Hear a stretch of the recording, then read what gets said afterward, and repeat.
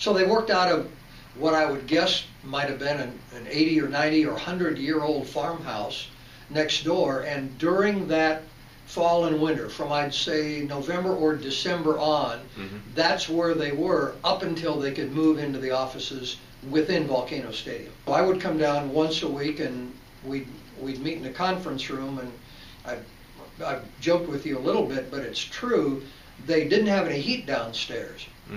And Jerry and his wife Lisa and Rick Nelson, Vice President of Stadium Operations, had little tiny bedroom offices upstairs and little space heaters to keep them warm.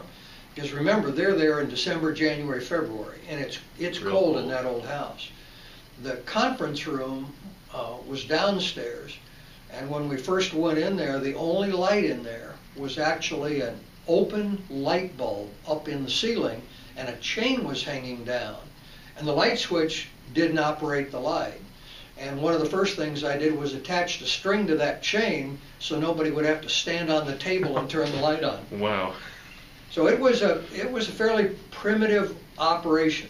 And I've always joked that one of the reasons Jerry didn't arrange to have heat downstairs was to encourage the sales guys to get out and make more sales calls instead of sit around the house.